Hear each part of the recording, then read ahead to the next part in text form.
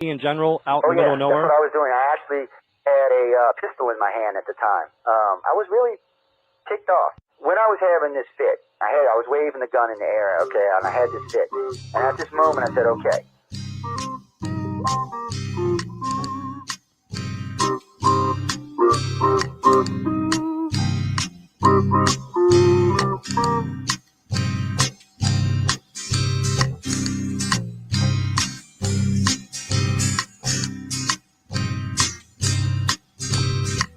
He was a Louisiana man named Montaldo.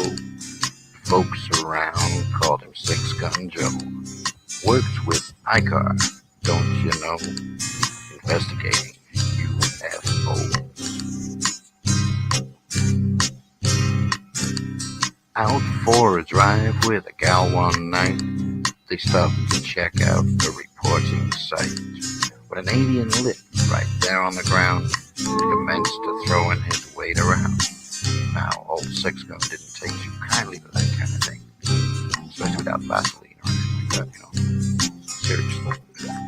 Well, Six Gun looked that critter right in the eye and said, "Any last wish before you die?"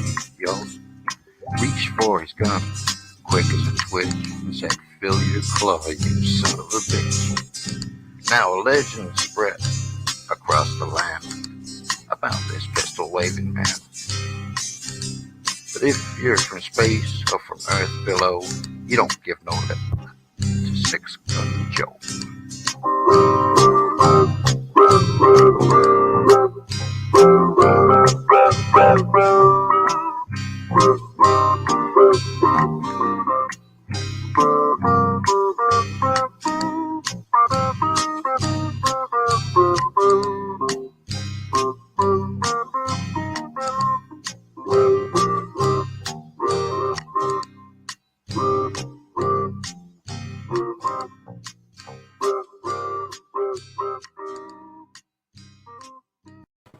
Welcome to UFO Undercover with your host, Joe Montaldo.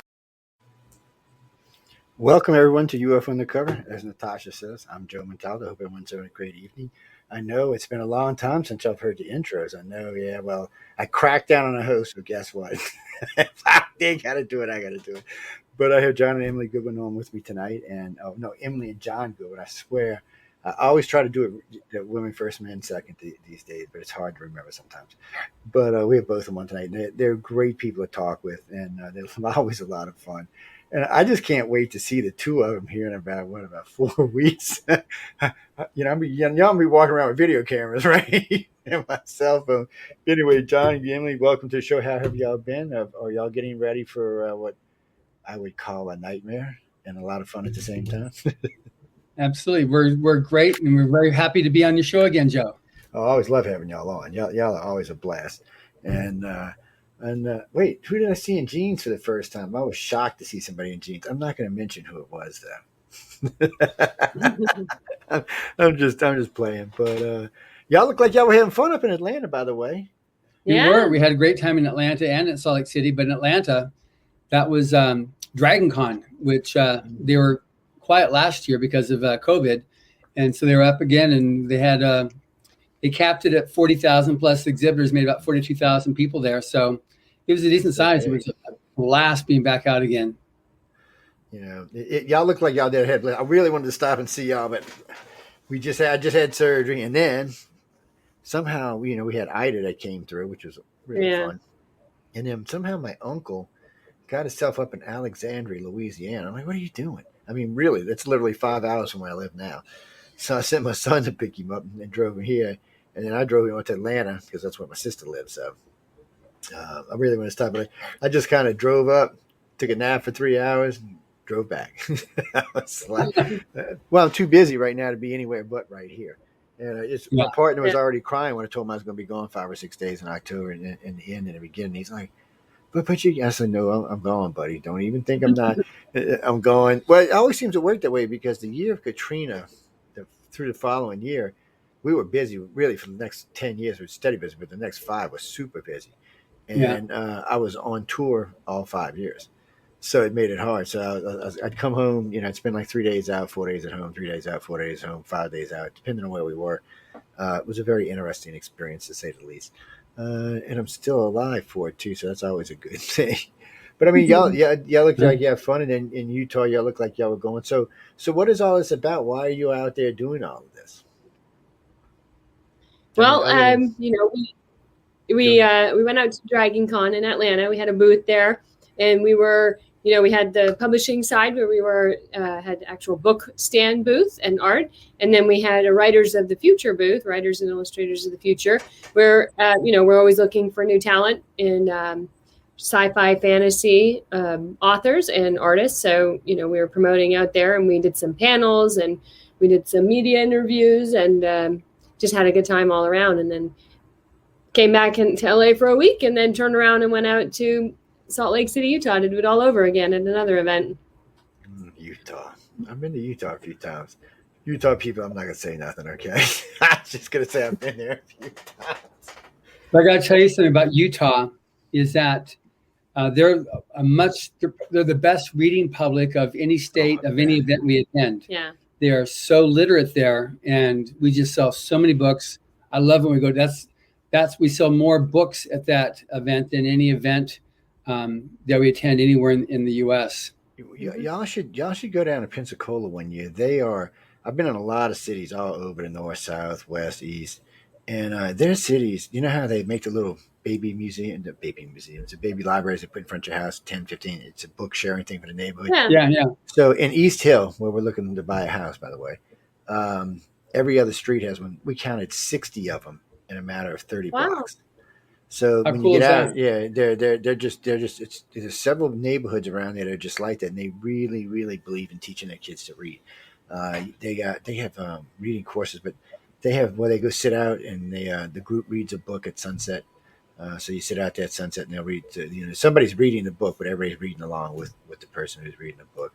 And hopefully they got somebody good voice, out there, deep voice or something. But and they also, one of the things also about that area, they have musical sunsets. They'll have the orchestra come out and play it to the sunset. So they really want to bring culture back to children, other than the things we see on TV today and the stuff that's running around. Because developing an imagination is an important thing, and reading helps people to do that. Playing video games, unfortunately, guys, and I'm a video freak myself, but it does not really help you. You're going off of somebody else's stuff. It's not. You're not really using your imagination because it's all laid out in front of you. You're thinking about the game, and you might help your eye hand and coordination, but you're really not developing that. So I think reading's a good way to do it, because you're forced to. You're forced to image that as you're reading the book. You're forced to image or to see however you want to portray this. And one of my favorite things is when you have 5 people read the same book and they all come back with 5 different. You're like, well, wait, did you read the same book that I did? Did you really? Are you sure you read the same book I read? Yes, I did. I'm like, oh, okay, well, to each his own. But that's different. Today's society, that is a thing that is fading. It makes me nervous. And also, not just that, keeping the written book around in any form is a good thing, because at the rate technology is going, we're asking for it. I mean, any little blip, and if everything's electronic, and you don't have any electricity, well, guess what? I bet you wish you had that book then. That's right. Exactly. One thing that's really fun also that we did there in Atlanta, every year they've got a blood drive, and it's especially important right now with everything on COVID that they need blood. And so we team up with the Robert A. Heinlein blood drive, and we provide books that we donate to the blood drive. So anybody donates a pint of blood, then they'll get a free copy of one of our books.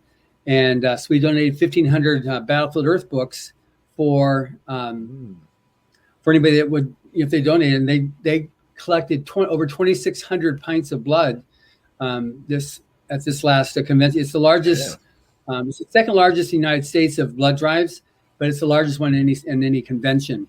And so it was very, very successful.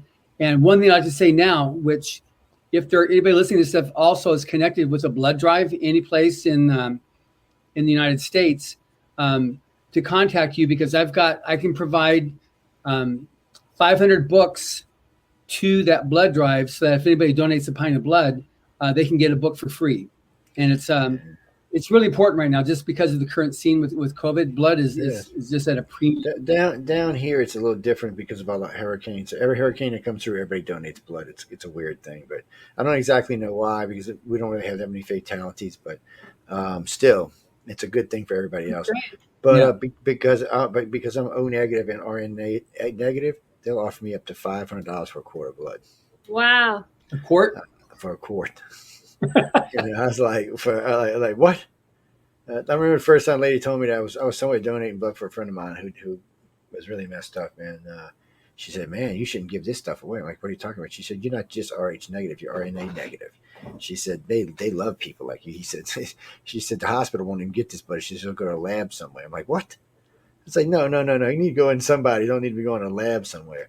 It's I tell them it's a damn alien blood anyway, but it's a weird thing. And it come to find out, my doctor who did the surgery, we were talking about it today, by the way, he has the same thing, which is a strange thing. It's just a strange thing, and it's a strange thing how this blood just showed up out of nowhere too. But anyway, that's for another show. We don't want to go there. We don't even get into that conversation. We just leave that alone. No, I seen y'all having fun. Yeah, I was telling, I had my wife with me, and she's like, I know you want to go. I know you want to go. I said, yeah, I want to go. I said, but I'll be exhausted. And I said, I got all kind of stuff waiting for me as soon as I get back in the city. And I did. I mean, a pile of, we had stuff everywhere. That's all I can say it politely. Right now, we got a whole inside of an eightplex sitting on the street somewhere. So that's just a joy to watch that. But this time wasn't as bad. And New Orleans is one of those cities that needs to be encouraged to read. Not so much the suburbs, but the city itself needs to be encouraged to read. They're too much. The music's fine. If you want to listen to music, I understand that. But I could read and listen. I guess but I can. I can have music playing in the background and reading a book at the same time, as long as it's not something loud and screaming. Things, I'm good to go. But and it's something they need to learn. I mean, I think their imagination would help. I mean, if you can imagine it getting out of the position you're in, you're already better off in your life. But some people can't. So I just wish that there was bigger ways to do it.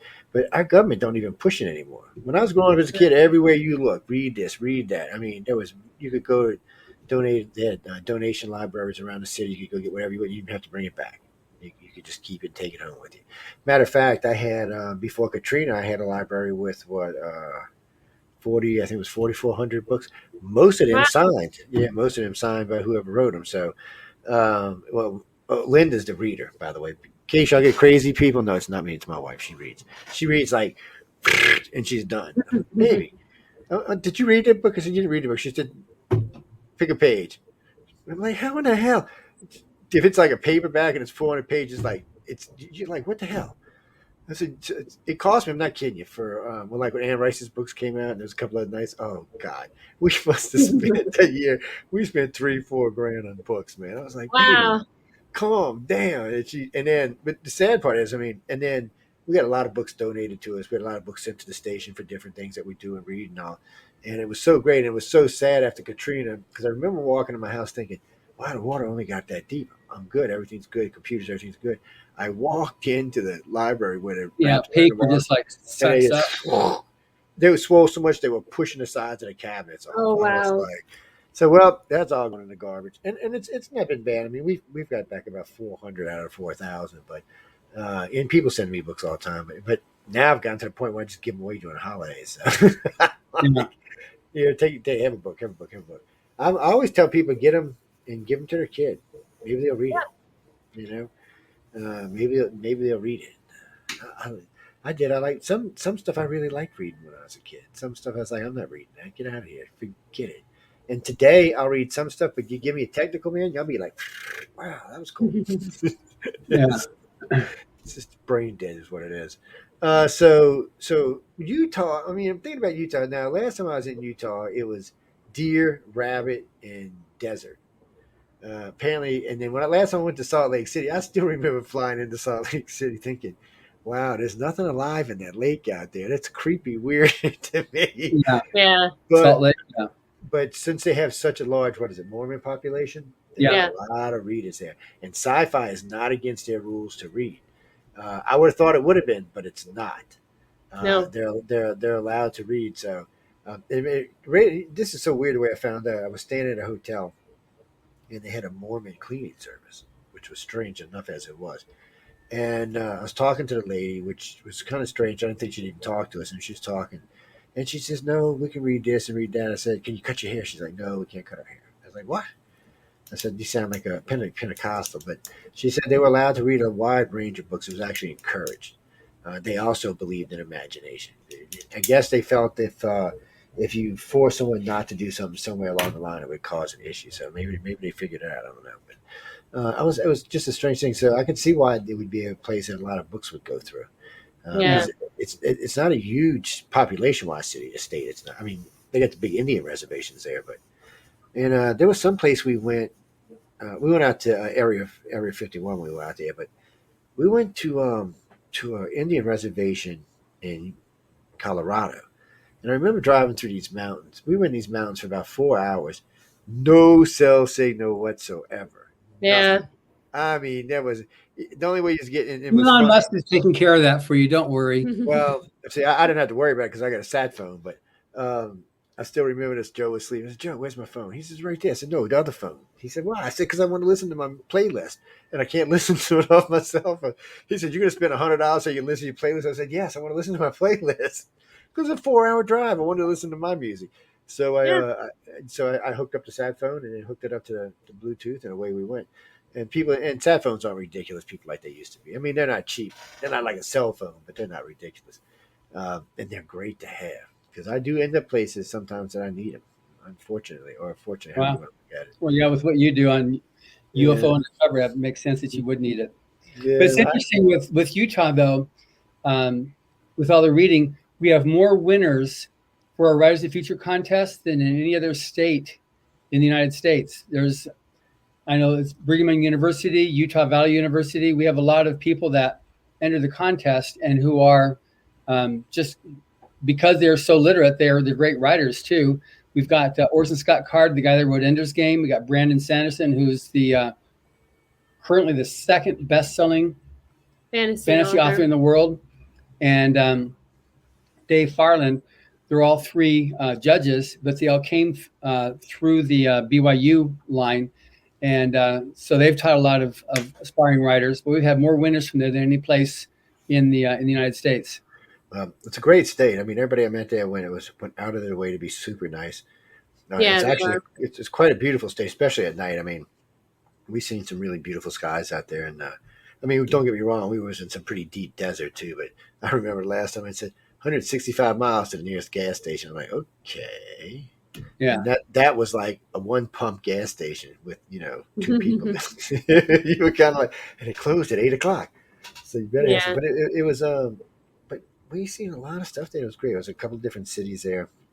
Um, I did a regular. I did a lecture for UFO Undercover there, but I was also there doing I did 3 political lectures while I was there, and 3 centralist lectures, which I didn't know the Mormons were quite into that, and they were Oh quite yeah. into it. Yeah, I was surprised, and that was a nice Yeah. crowd. And then, actually, that was a funny part. The UFO place was nice, and it was in the mountains. It was a great place, and the crowd was decent. But when I did the centralist thing, Jesus, man, it had to be 1,800 people in there easy.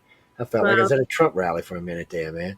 Uh, it was no, I mean everybody except for everybody was nice and not crazy, but still, I mean everybody went out of their way to be really super nice. One lady, we took a break. She come up with lunch for me. I'm like, no, sweet. I said the people pay for my lunch. Don't worry about that. They're very sweet of you, but they're gonna bring my lunch in. I was like, okay, and then some people offered, "You want to come stay with us?" I'm like, "No, that's okay." That felt a little creepy, but still, I knew it was out of niceness. It wasn't being weird. But, Yeah. There's just really nice Yeah. people there. Yeah, they are. and I don't know. I had a good time there, and even the 2 different hotels we stayed in one town, everybody was really nice. Hotels were immaculately clean. Shit, they probably don't have a COVID problem there. That place was, I mean, clean, clean. Right now when I go down the floor, I'm a little nervous. It's like playing Russian roulette. Where you stay at? And somebody said, "Well, stay at the high end place." I said, "No, it don't necessarily mean you're clean, my friend. I hate to be the one that breaks your bubble on that. Some of them are really clean, and some of them not so clean." So it Yeah. is like playing Russian roulette. But there it was really nice, and everybody's nice. And I remember we stopped and had dinner at this little place, little cute little place right at the end of the city. And right there, they had a sci-fi museum, not a museum, a sci-fi library. I guess it was like a local had a Linden library there, and he had all kind of sci-fi stuff in there. But what I liked is he had dated stuff, back 50, 60 years. He had comics, he had books, he had originals, and he had comic books in there were probably worth a pretty penny. And really nice guy. I said, "Well, how many books he read?" He said, "Most of them." He said, "I've read most of them." Yeah, and the guy's got 5 kids, 6 kids. I'm sorry, he had 5 kids and one on the way. And I said, "You've read how many books?" He said, "Well, the wife gets mad some nights. I got to read." And he said then they have reading where the family gets together and reads a book once a week. Oh yeah. That's interesting. So, see, I went to private school, so we were forced to read a book a week. All the classics we had to read. Everything that's behind me, I had to read, plus a bunch of the other classics, and which was great. I mean, it gave me a great education and makes you look at the world a little bit differently. But most children are not encouraged to do that now. No. My son's read a lot of it because he's heard me talk about it. But most people just when I start talking about some of the stuff I read, people look at me like, "What? I seen the movie." You said you never read the book. No, okay, well, you're lost. Because almost every time the book's going to be better than the movie, people. Almost right. every time. I'm sure there may be 1 or 2 exceptions, but almost every time it's going to be better. And, that's a rare exception. Yeah, it's the book, and you can get inside people's heads and thoughts, and a lot more when you're in the book. You can, you can, and that's a good friend of mine. Now he's a real bookworm. He tries to read at least 2 books a day. I'm like, how the hell you do that? You got a job. You got a job and kids. And he said, "Don't worry about it." He said, "I pick short stories, and then on the weekends I read novels." I'm like, "Okay." He said, "Tries to read 3 novels on the weekend." So he'll stay up. Like, see, I'll stay up. I'll be doing stuff all night with the station, doing that, and then I might go watch some late night TV at 3 or 4 o'clock in the morning, 5 o'clock in the morning. He's in there reading nonstop. Right? Matter of fact, he'll call me sometimes because he knows I'm up. "Oh, you got to read this." I said, "Send me the movie." He's like, "You got to read the book. I'm sending you the book." I said, "All right, send me the book." I said, "Why don't you just highlight the part I need to read?" He's like, "No, I'm sending you a book and you got to find it." I'm like, "You ass." But I got a lot of friends that like to read, and I got a lot of friends that don't. They look at a book like it's a pleasure. Sometimes it's important. The people that don't like to read is to find something that they will enjoy reading to develop that desire. Audiobooks can help too because they're they can kind of give you a little bit of that bridge between watching movies and television and reading if you listen to the audiobook, because it's your imagination that it will trigger when you have the sounds and the voice. Yeah. And you get that. Audiobooks that y'all have are really good, by the way. Oh, speaking of that, my grandson, by the way, he's 19, getting ready to go to college. So a couple of weeks ago, he said, "What's on that pad? Can I use your pad?" I said, "Why?" He said, "Because I want to talk to my friends." I said, "All right, you can use it." And I guess he found the audiobooks on it, right? So I come by, he's got it plugged in. He's like half asleep. Listen, "Wait, what are you listening to?" He said, "Man, this thing is great. You got all kinds of great stuff on here. Can I test it?" "No, you can't have it. You little shit. Get off of it." I said, "Tell your mom go buy you." I said, "Look, this is where you go." I said, "I tell you what, if you're really, really good, maybe I'll buy you one of them for Christmas." I said, "But," he said, "What?" He said, "Bobby went to go to college with." I'm like, "Oh man, it's blackmail is what that is." I'm like, I said, "Talk to your mama." I said, "You know what? You need to go talk to your mom and your daddy and your other grandpa." I said, "Maybe we'll all get together and get you one." But he was really, really enjoying. He was listening, and because he at first he was texting away with somebody. And when I came back the second time, he just was laid back on the couch listening. I'm like, "What are you listening to?" He said, "I already listened to this one and this. I'm listening to this one." And I guess, because it's kind of marked out. Most of the books are marked out in a couple of minute segments and stuff. So you can kind of judge how long you want to, and you can stop in places and get up and fool around and come back, which is nice. For me, it's great because when I'm driving, which right now I'm not getting to do anything but paperwork and customers. But usually what I do is I turn it on, and it's a 55-minute drive. So that's enough sometimes for one or half one, depending on what I'm going through. And I'll listen to like 15 minutes of it, and then I'll stop it, slide it, under the seats, and nobody steals it. And then on the way home, I'll listen to another 15 minutes. And if I'm close to the end, I won't be able to stop, so I have to bring it into the studio with me. So I'll just lean it against the computer in the studio somewhere and listen to it until it's finished. And I might be doing paperwork, I might be doing radio stuff, whatever it is. I forgot. You just drive around the blocks a few more times. Yeah, I have done that, by the way. So I've actually done that. For those that don't know, we're talking about the Stories from the Golden Age audiobooks that you're listening to that we publish at Galaxy Press. And a lot of them are great. And some of the other day, I was playing something. I had it playing in the background. while I was talking. I was in chat with a group of people. And they're like, what is that? I said, it's a story I'm listening to. I said, how can you listen to it and talk to us? I said, I can. I said, but I'm going to go back and re-listen to it anyway. I said, I'm just kind of just phasing through it right now. And so I turned it up where they could hear it. Everybody just went silent and started listening to the damn book instead of having the conversation we were having. You want to play it on a station? I said, nope, can't do that. Sorry. I said, we don't own the copyright. Y'all got lucky and can listen to this. And I always tell them the same thing. Go buy one. I said, you don't have to buy the big pad. You can go buy one if you want to. I said, or two or three or five. Just go look. I give them the site out every time. I'm like, here, go here and go look here. And matter of fact, I might as well just put y'all in the back of one of my business cards. And not really, because a lot of my wealthier customers are big time readers. And when they found out, I was talking. Matter of fact, one of my really, really wealthy customers, I ain't gonna mention his name on air, but the other day we were talking about something.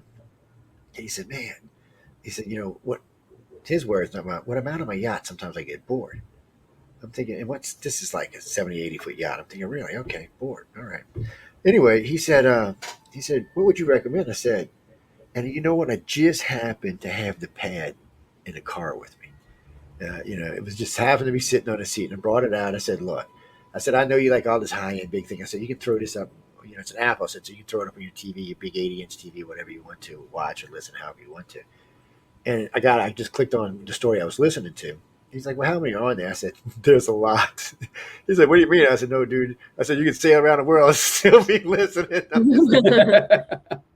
he's like, no. I was like, really, really? I said, what you can't listen to, you could read. I said, this is a lot of material on here.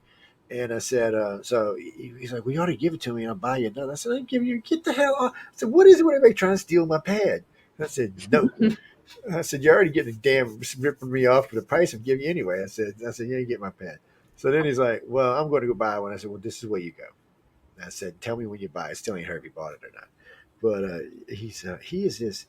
he's also one of them ones that little flashy, lighty things can distract him really easy. Yeah. I ask him all the time, I said, how you made $150 million?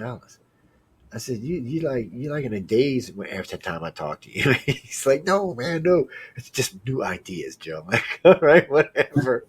I'm lucky I don't get fired the way I talk to the poor man, but he's a nice guy. He really is. And we got a couple other mid-range customers that I noticed most of my customers, not all of them, but most of them like to read because we've talked about it over the years, different things I like to read. Or he'll ask me, or she'll ask me, have you ever read this? Have you heard of this story here? Read this story here? I'm like, yeah, I have. I was like, I didn't realize how many classics I actually read when I was a kid. It's man, I'm a complete nerd. Didn't even realize it. I mean, really. Yeah. It's a good thing. I remember when I was a kid, because I used to get books at it was Texaco. They had a special offer: you buy so much gas, and you build up the coupons. And you can buy these books for like $1. I remember Call of the Wild by Jack London was my first book, and I used Tom Sawyer and Huck Finn. I just loved those books; they were so good. That was as a wee one. I had to mute the mic in case the alarm system went off. Lord, I should have shut the studio door. Y'all have an alarm system in case y'all didn't know. It's a really loud one too if it goes off. It's kind of crazy. But I just, I was introduced. Well, when I was young, I was just a little nerd kid anyway. And then when I became a teenager, I must have became good looking or something because then I quit reading for about 5 years. I had other things on my mind. We're not going to talk about what it was, but I had other things on my mind.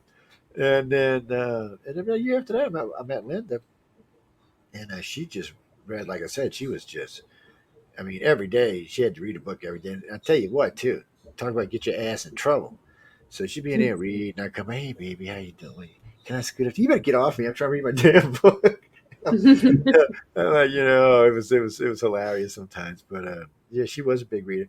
We don't have the same taste in books, so it's kind of that's why we end up with so many books because we don't. She reads a whole different kind of genre than I do, and she's not really big into space sciences unless, unfortunately for her, she's had to watch every Star Wars, Star Trek, and everything in between. It's just Poor thing. Yeah, poor baby. She's been tortured. I'll tell you what, though, people yell out there. You got a kid from like 0 to 8. Put him in front of Jean-Luc Picard. Man, he'll put him to sleep every time. Every time. He used to put my son to sleep, put my grandkids to sleep. I turn on 15 minutes later, they're out. I was like, this is great. I should have never discovered that. Apparently, it was boring to him or something. But my son's a big sci-fi freak. He's in all kind of sci-fi. He does, but he'd rather listen, play, or he's not a big reader. He does read though. Actually, he can write. He just doesn't want to. He's not like his dad who can't write even 5 words. The boy actually has talent. He just he'll write stuff and he's like, he'll let me read it or read this. I'm like, damn son, you can write. I mean, look, I've seen way worse than this get published. He's like, oh no. I said, wait, no confidence. I said, dude, come on, you're my kid. The only way you can find out if your words are crap is if you go out there and do it yourself. I've even tried to get him to submit something to y'all because he's written stories. And he's like, I no, was just about to ask about that. Did you end up ever submitting a story to Writers hell of no, because Come on, Joe? look, let me tell y'all what happens. And I've talked about this on my other show when y'all ain't even around. So people laughed their ass off. So I said, okay, I'll start writing. Da, da, da, da, da. Oh yeah, looking pretty good. Da, da, da, da. Oh yeah, da, da, da. And then I should never give it to my friends. They're like, whatever, Joe, you've been throwing that shit in the garbage. No, I'm Joe. like, really? So I'll go back and read through it, because I don't always trust them because they're evil SOBs is what they are. But no, for some reason, it's like I don't know how to explain it. It's like if you read it, it's like it jerks. I don't know. It's some of it go really really smooth, but then it's like somebody's grabbing your head and shaking it back and forth or something. I don't know. I just there's a smoothness I'm missing or a layer in there that I haven't found. I've actually, because of y'all's course, I've actually gotten a lot more stuff that I can understand now. So I Good. actually know how to form the story better, and I know how to draw from the area of the things around it, which I had no idea until I took y'all's course. Ladies and gentlemen, we're talking about the course they give for free, and Yeah. I've learned a lot. Well, you know what? I'm gonna let you plug the course at least since we brought it up. Okay, Right. so the Writers of the Future free online workshop. It's at writersofthefuture.com, and it's a full online writing course that anybody can take. You can go at your own pace. The instructors on the course, there's about 5-6 hours of video from Orson Scott Card, who wrote Ender's Game. Dave Farland, he is the coordinating judge for the Writers of the Future contest, and he is a best-selling author. And Tim Powers also. You probably recognize him. He wrote On Stranger Tides, which was made into the Pirates of the Caribbean movie. And so you get these 3 awesome best-selling authors giving you tips how to put a story together, how to structure it, how to write narration, how to write dialogue, how to add suspense in your story. And then there's a whole bunch of essays in there as well. It's about 10 or 11 essays, from L. Ron Hubbard. And then there's one from Algis Budrus, he's no longer with us, but he used to be a judge for the Writers of the Future contest as well. And then there's practical assignments that as you're going through the course, it takes you through step by step all the way. And at the end of the course, you should have a completed short story. So, Joe, did you get to the end of the course? I don't know. It's killing me. It's killing me. Well, But it's when you finish the course, you get a certificate saying, that you completed the Writers of the Future online workshop, and you, and it's set to go at your own pace. Anybody can take it. Had 5,000 people from like over 100 countries take the course, and we're going to try to double that next year, people. Yeah, I think it's just well over 5,000. I think it's probably closer to 6,000 at this point. But it's been doing great, and it's given people something to do while they've been at home because it's free and it's set for you to go at your own pace. So again, that's at writersofthefuture.com, and anybody can take it. And even if you're not writing sci-fi or fantasy, whatever you're writing, you can go on there and take that course. It's just there for anybody. It is. It's great. And we also have the podcast, which our show with you this week is what's playing now in the it's still up there. I think is one of the featured is our interview with yourself talking about politics and science fiction. Mm-hmm. It's look. I tell everybody to take it, and I've already done. Matter of fact, people, in case y'all know, I've done 2 documentaries this year, which I mentioned y'all in both of them. Thank you. It's well, because somehow the conversation went there, but anyway.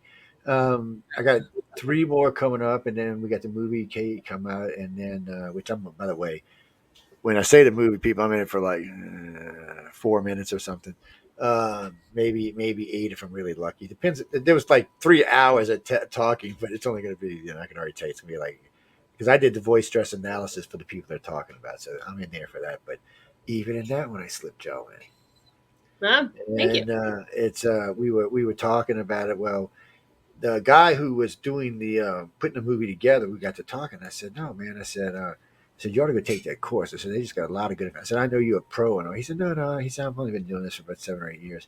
He said, "I'll take any information I can get." So I told him to go over there and do it because they would have a hard time tying certain elements together. I said, "Well, you know what? Maybe if you go over there, it might give you a different view of it or something."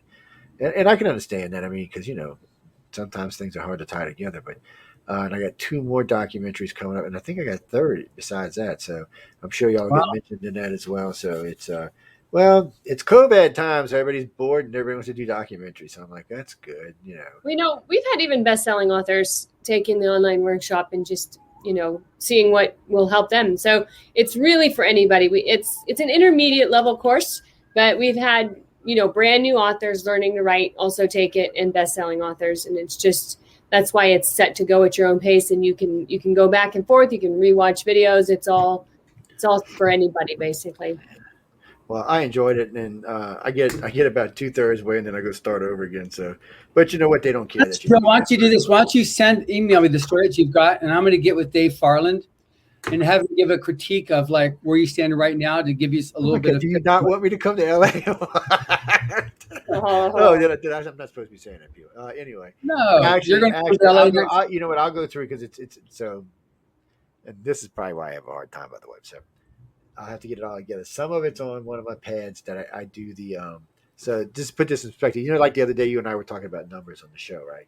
So sometimes on those pads, I get an idea, so I'll pencil it in. It'll come out to like a page and a half, 2 pages. And sometimes I'll be on a computer, so it gets written on a computer. Sometimes it get written on the other pad. So right now it's spread out between 3 computers and 2 pads. But I got it in a coherent form that I can actually read through it. So it's about, I don't know, 25, 30, 35 pages. Oh, by the way, I finally got finished reading L. Ron Hubbard's book. That's on a side note. I'm going to probably bring it with me because there's a couple things that I want to read again. But it's weird for me because I'll get going but once I lose that whatever, it takes me forever to get it back. And my life's unfortunately, so like the other day, I got a little burst of energy. I said, "Man, this sounds like a good thing from what I was talking about." So I'm writing away, and then bam, phone call rings, Skype comes up, somebody knocks on the door. I'm like, "Come on, really?" And so. Yeah, writers need to actually set aside a time, and it's just I can see that. Yeah. If you don't do that, you're going to get interrupted. And even the guys who's totally dedicated, where that is their livelihood, they put it where like they've laid down the law. Nobody interrupts me. It's my writing that pays for this house, that pays for your food, that pays for gas, electricity. So when it's my time to write, it's like I'm off limits. Yeah, I noticed that's what Nick Redfern told me because he puts out a lot of books, and I asked him, I said, "How do you do that?" He said, 9 to 5, Joe, 5 days a week. That's my job. Right. Nobody bothers me. I do my thing. I get in there. He said, if I can't come up with an idea, I'll get online, talk to some crazy people, and then bam, I'm back to writing again. Yeah. I said, well, hey, that works. If that works, whatever it takes. But so that's really what does me. And then I'm another one of them. I'll be doing something like the other day. I was writing on a computer, and then something popped up about one of the archives. So then I got completely distracted. And I started playing with the archives for like 45 minutes to an hour or something, because one of our archivists seems to be irritating lately. It's a good archive place, and we got good numbers there. But man, sometimes anyway, we're not going to get into that either. But there's just a little bit on the irritating side sometimes. Yeah. But people, y'all should go take the course. If you haven't, it's a good thing to go take. I know we got a lot of listeners to this show, and we got a lot of sci-fi listeners to this show. And y'all should go take it. Go try it. I said, look, y'all could be out in LA. Y'all could be making money. You could learn how to do it properly.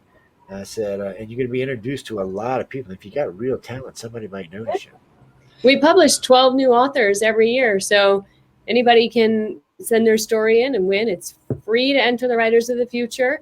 So you can go in, you can submit a story. It's short stories up to 17,000 words, and 12 of those people that submit every year get published in an anthology, and we fly them out to Hollywood, which Joe is going to be with us this year at the big Gala Awards event. I'm just going to stand back and watch this crazy. Yeah, it's going to be a lot of fun. We got some great people. It looks like it is. The judges. last one looked great. Yeah, last time it looked like it's great. Yeah. I'm just. But one thing too, right now too, that people need to realize, we got 10 days left till year 38 is over with. And so one of the reasons why I was really appreciative that you're having us on for this show is that people can get their entries in. They can submit right now for the story. We had one winner about 10 years ago who's he said, I'm not good enough, not good enough. And so his wife actually behind his back took the story out of the drawer, submitted it, and he won the contest. So one of the problems with inspiring writers is that your skin isn't thick enough yet, and so maybe you've had to reach out, or maybe somebody said, oh, don't quit your day job, these little digs that come in, and then you just don't feel like you're good enough. You never know until you submit. And the one thing about the Writers of the Future contest is there's no judging saying that you're not good enough. It's only like when you made the grade. And the worst that's going to happen is you're going to get an email from the contest director saying, thank you very much, submit again. Yeah. Nobody's going to say you make these little digs, and even on what we have on our site, if anybody comes in there and makes disparaging comments, they're given one warning, and then the second time they're banned from our forum, because that's not what we're about. We're about encouragement. Yeah. The other thing about the contest is that it's blind judged. So if you send your story in, like even you, Joe, if you send your story and you're worried about like, oh my gosh, what is someone going to think about my story? You don't even worry about it, because nobody knows that it's yours. It's like people submit their story, your name comes off, just the story gets a number with it, and that goes to the judges. And so they never know who the story belongs to. So if you're like, oh, Scott Card, he'll not like my story or something, but he won't know it's you unless you win, and then they find out, when they come to LA and whatnot, who they are. Yeah. It's weird for me too, because when I was a kid, I could tell some good stories, man. But putting them on paper, what I should have learned then, and it's probably way easy now. Damn, too late now. But anyway, it's actually a good friend of mine. We used to see who could come up with the best stories, and we'd come up with some good ones sometimes. But good imagination, just read when we're young. I'm sure you can write a great story, Joe. You should submit. No, we'll see what happens if I don't jump off a planet first. It's that's like today. I was running around all day today. I was like, yeah, okay. Why am I doing this again? Shouldn't I retire now? No, I guess not. It's crazy, but I talk to people all the time about reading. I talk about people about getting their writing skills up. I said, you don't want to be like me and have like an 8th grade penmanship, and I actually said, well, because this is my problem. I'm always like, yeah, hold on.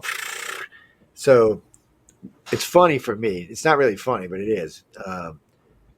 John's learning this. I have my own language. I call it JoJoese. After you see it enough times, you know what to John's like, Joe, what the hell is that? You have your own song too. Well, it's because my brain works faster than my fingers is what the real problem is. And I notice that when I'm writing, because I'll go back and I'm like, wait, I'm missing something in the middle that I thought I wrote down, but because my brain just thought I wrote it down because I thought it. So no, I have to go back and do it. And sometimes I'll have written something. I'll keep pace with the story, get my fingers up, but then I gotta stop and go back and rewrite it because it's like jibber jabber because I write so fast. So all of that's just handicaps I get over. That's just stuff from always keeping myself overly busy. Well, we've got a couple of writers that do they dictate their stories. Kevin Anderson, he's the one that wrote the book Dune, co-wrote author Dune, which is coming out in a movie pretty soon. But he wrote this book called The Dictator. The Dictator, yeah. So he dictates his stories, and then there's a lot of great software that will then convert it into text, and so that's that would be something that would be good for you. Yeah, I've actually used that a couple of times too, and I had given this was before I met you. I had actually dictated out. I was probably, I think after Microsoft's thing came, it came out to about 450 pages, and I sent it to a friend of mine. And he liked it, but I never knew what happened to it. I got into the middle of lecturing, and it just kind of went to the wayside. And it's weird that it happened because it worked really well. But I got so busy with what we were doing research-wise that it just never got a chance to come out. And you know what? I may have a copy of that, so I'm going to have to look and see. Or maybe he does. I'll have to find out. Now it's going to bother me until I go see. A lot of that stuff probably went the way to dodo when I got rid of computers and stuff. Because sometimes if the computers are more than like 7 years old and I haven't accessed material on them, I usually just toss them. I actually crash the hard drive and donate the computer to a school or something. because schools love to get one of my computers. They're like, oh God, yes, what is this? You can run the whole damn school in this thing. It's like it's Yeah. well, because No, for the that's something that stationery. for yourself or anybody else, because people are really, everybody's got a story. Everybody's got at least one story to tell, and it's important that if they really want to be able to tell that story, that they can do that. And this is the Rise of Future is one of the ways that they can actually do it. There's other ways too, but Rise of Future is proven. We've discussed this many times over the years, and it's really easy. It's just a one-stop shop on the writersofthefuture.com to be able to find out how to enter the writing contest or the art contest too. We got an Illustrators of the Future contest with the same kind of rules. It's for amateurs, and 12 winning artists get flown out each year as well. Yeah. This year's going to be a little nightmare, though. You're going to have 24 and 24. Yeah, we got 48. Yeah, then they got the extra one of me running around out there too. They're gonna be busy. I mean, we'll have all the winners. There's 48 of them, but there's several of them are from other countries because it's an international contest. Yeah. So there's a few countries that can't fly into the U.S. yet. So we'll have a few of them tuning in live. Allowed in here. You better be careful. A lot of Canadians in here right now. Now. Well, I got a bunch of my friends want to fly down, and they're like, "Why won't they let us in?" I said, "Don't ask me." I said, "They'll let us into your country, but we won't let you knock." I said, "Don't ask me. Don't even start. I don't even know what's going on there."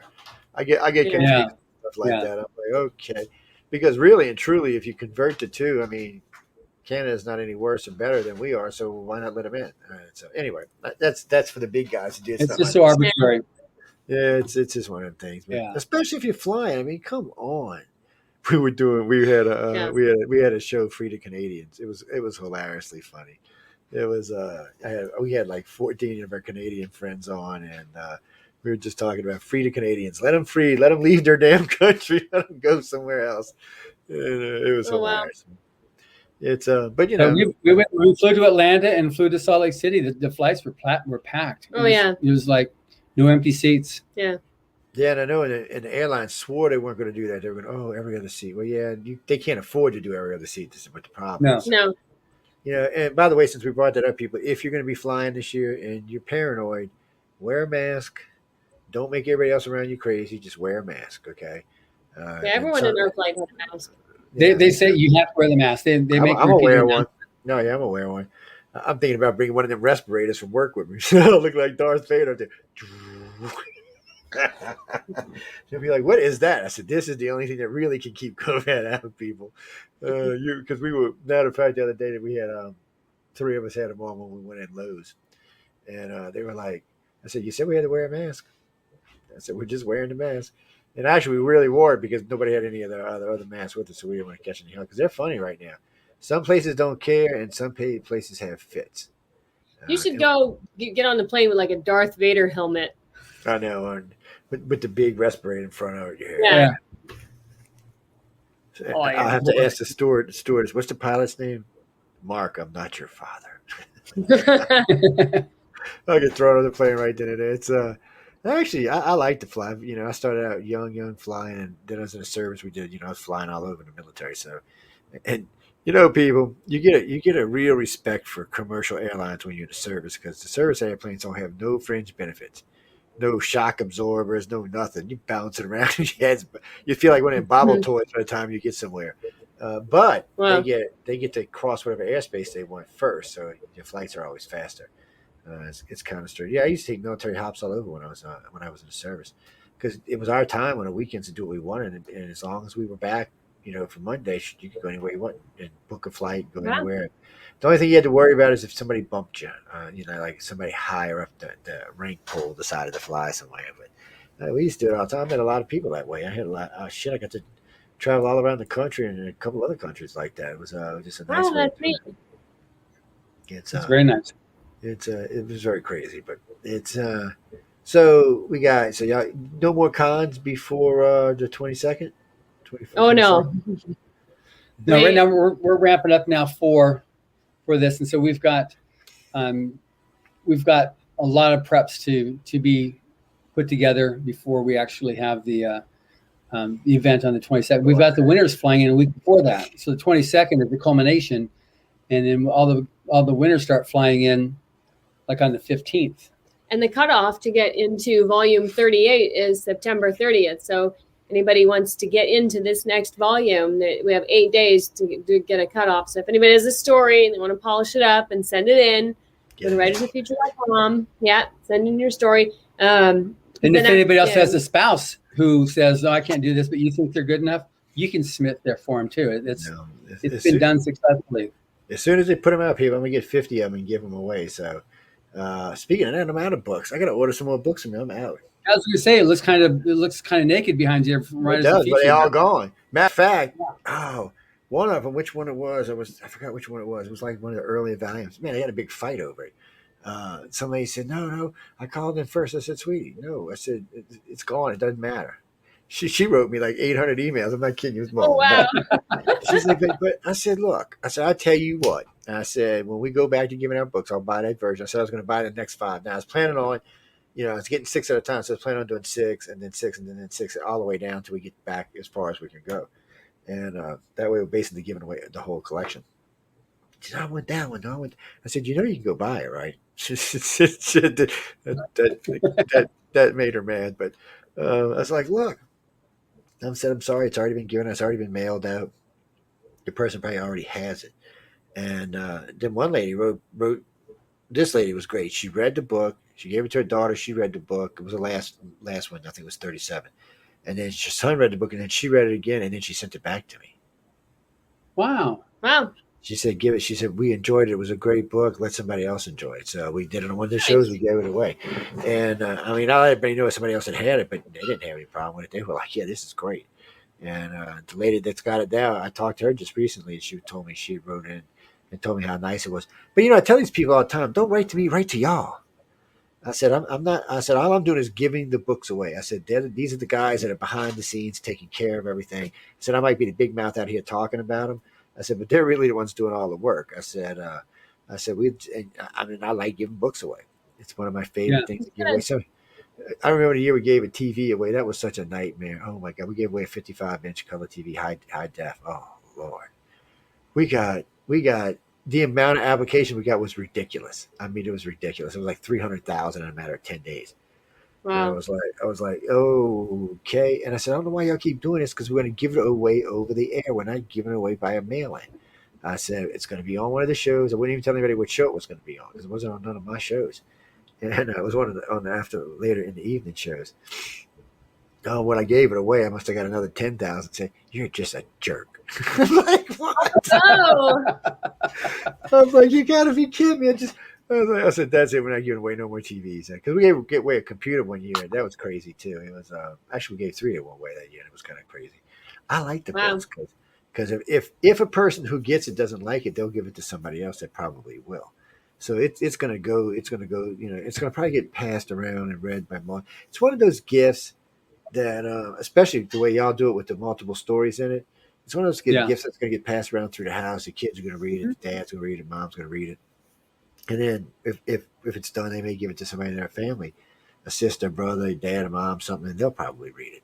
And, so it's a useful thing that gets read. And it's weird for us because every now and then Linda will come pull out one of the old books she's read twice already and read it again, which gets her aggravated, though, is when people send me, how can I say this politely? If y'all are listening, anybody who sent books in, please don't get angry. But every now and then she'll read a book and she's like, I don't ever want to see that book again, Joe, ever. I'm like, why? She said, Joe, whoever them people are whack crazy out of their mind. I was like, okay. I was like, because she feels like it's a waste of her time. It's what she feels like. Yeah. And which I can understand, but you never know when it's an unknown author. You really never know until you actually read the book. And she's like a vampire. She can't put it down. She got to read it till the end, no matter what. Even if she hates the damn thing, she got to read it to the end. She's like, well, I'll read it to the end. And I'm bad. Well, one thing we've got right now too for people that like the books is volume 37 is what's releasing at the event that you're coming to, and it can be pre-ordered. But if a person pre-orders, they go to Amazon and they pre-order it right now, and they email us the proof of having bought it. We'll send them a free copy of Rise of Future Volume 32, which they can get for free that they can read right now. And then when 37 comes out, Amazon will send them 37. I think that's a really good pre-order deal we've got. And they get some cool like wallpaper and stuff. Yeah. Yeah, you see, there you go. Get out there. get off your tight thing. Look, people, I know all y'all been sitting at home. If you're in the deep south, I know all of y'all are flush with money right now because you've been getting either item money or Zeta money, or if you're a contractor in any other business, you're making good money right now. Spend it.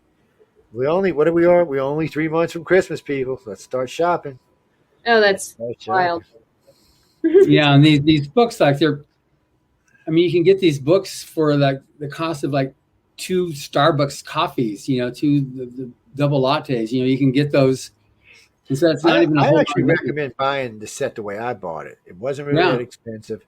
It's you get what was it 5 or 6 books? I forget now because I don't give them all away. But oh, by the way, I did manage to read 5 stories in the last book. Was it 36? I think that Yeah. was. Yeah. Yeah. And then of course it got given away on the line. But uh, well, once you give it to somebody, you got to send it. You know, you can't say, "Oh, well, you know, I'm gonna keep the damn book now because I started reading it." I guess I could have ordered another one, but I actually recommend it like that, ladies and gentlemen, because you're getting 5 books, and there's 3 or 4 different sets of these that you can go through. So, and you know what's nice about this, and I didn't realize it until I've been talking to some people who's realizing, but the books kind of take you backwards if you read them backwards. So, if like the next set, you can tell by the writers some of the way they term things. You can kind of get an idea of what era it was, what generation it was. So y'all have Yeah. almost 4 generations of books now. So or Yeah. 4 decades of books now. So I mean, that's a nice feel. For anybody who's young or older, it's a nice way to read forward or backwards because you'll get a feel. And the way things were worded 40 years ago, not the same way we word things today. Um, Especially if you're on television or in any kind of arts, everything seems to be worded differently. And the level of Mm-hmm. entertainment we want today is much different. But I talked with a good friend of mine a couple weeks ago about this, and we don't think that there's no, a lot of people think books are over, but there's no place for them. I don't agree with that. I think there'll always be a place for a book. Yeah, you might want to put it on your pad. And don't put it on your phone. People reading on your phone is just stupid. Okay, I mean, come on, the damn thing's this wide. That's why I got glasses. Come on, don't read it. Get a pad. Actually, the iPad, I should be plugging Apple, but the iPad that y'all get is perfect. It's a perfect size for Yeah. reading. You can throw it up on your knee. You can throw it up on your leg. You can get in bed and read. Matter of fact, my new baby dog thinks it's her play toy. When stuff Uh-oh. flashes on the screen, she's like, "What's that, Daddy?" I said, "Oh, it was hilarious the other day." So I had one of the audio books on, and she started losing her mind because the guy had a pretty gravelly voice, whoever it was, and she's like, she's looking at things, she's trying to dig it out from underneath the sheets. I'm like, "What are you doing?" She's like, I was laughing. I was like, because I was just sitting there listening to the book. I was like, "You can chill now, dog." Then I took it out and showed it in front of the book she lost because she's seen a reflection. I was like, "Oh man, this is too much." Uh, but then, like all good dogs, Dad laid back. She got on the side of me and snuggled down and listened to the book with me. God knows she knew what was going on, but she was quite happy doing it. But again, people, go over there. You can go to galaxypress.com. Everything you wanted to purchase is right there on this site. It's really, really easy to find. Usually I have it up on the screen, but I got something else up right now that we're going to play in a few minutes. But go over there, shop through it. There's lots of, you don't have to go bankrupt yourself. Okay. There's lots of options. Personally, I would say buy the 5 set, but if you're a new person and you just want to buy one book or one audio book, can you get one? I didn't even notice if you get one audio book. I didn't look, but I know you can buy one Sure. book at a time. Yeah. So, whether you're somebody who needs to listen to an audio or if you want to listen, if you want to read it, just go get one at a time. I mean, if you don't have to, you don't have to rush yourself up. I like to do things a little bit bigger. I already know they have a lot of good material there. I've been talking to John and Emily for a few years now, and I'm real familiar with their stuff. So it's different for me. And I'm going to be buying another 5 here in a couple of weeks, probably before I leave to come see them because we're planning on giving away some for Halloween. And so, y'all can wait till Halloween until I'm giving books away to try to get one. But I would just encourage you. And they do have the phones. Well, it's not really a phone. It's like a 8 inch, I think, or a 6 inch, 7 inch. But anyway, there's 4 different sides of pads you can get over there. So go over there, whatever fits your means the best. I like to actually be able to see the screen when I'm doing stuff. And with the app, I can split screen and be listening to the story or reading the story and have something else going on at the same time. So yes, I'm ADHD. Sorry, people, but it's just nice. You go over there and hang out, and watch it. No, Glenda, nobody's paying me. No, sorry. So I want to know how much you guys were paying me. Um, no, they're just, and I've said this, I've probably said this now 1,000 times. Let's see. They don't ask you for any money, none at all. If you want to go purchase something, you can, but they don't ask you.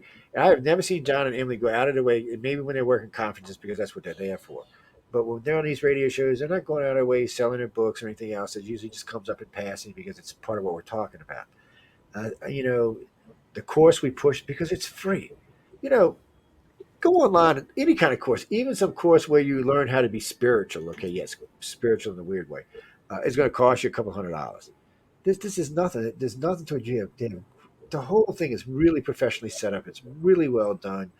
You've got everything you need right there.